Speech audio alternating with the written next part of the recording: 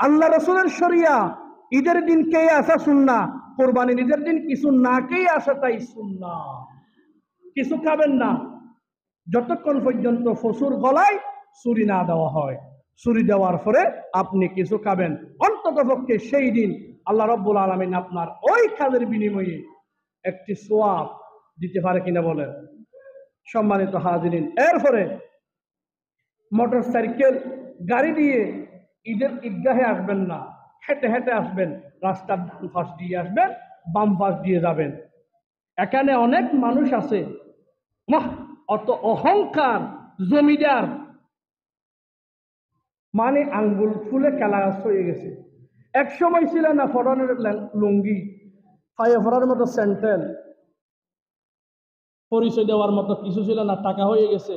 ঈদের দিন মানুষের সাথে একটু কৌশল বিনিময় করা, ভালোবাসা বিনিময় করা এরা পারে না, তাড়াতাড়ি চলে যায়। এ তো কাজ কিসের আমি বুঝি না।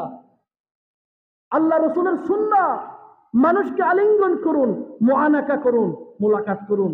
এইরকম হাত দিয়ে যাকনে দিবেন, ইয়াগফিরুল্লাহু লানা ওয়া লাকুম, আল্লাহ আমার আপনার গুনাহ মাফ করে দিক।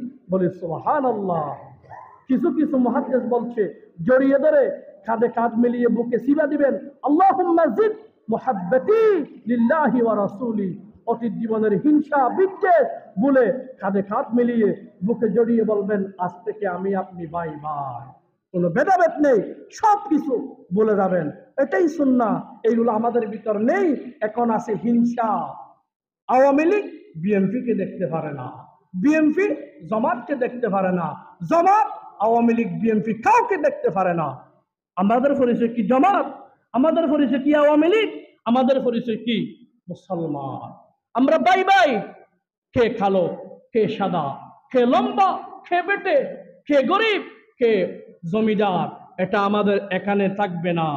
ইসলাম হচ্ছে সর্বদিক দিয়ে সবাই ভাই ভাই। সম্মানিত ভাই বন্ধুগণ, আসুন অন্ততপক্ষে অতীতের সমস্ত হিংসা বিদ্বেষ বলে এই কোরবানিতে আমরা সবাই এক হয়ে যাই। আল্লাহ আমাদের সকলকে এক হয়ে কোরবানির ঈদে গরিবের ফাঁসে, অসহায়ের ফাঁসে, বিধবাদের ফাঁসে থাকার তৌফিক দান করুন। সকলে বলুন আমিন।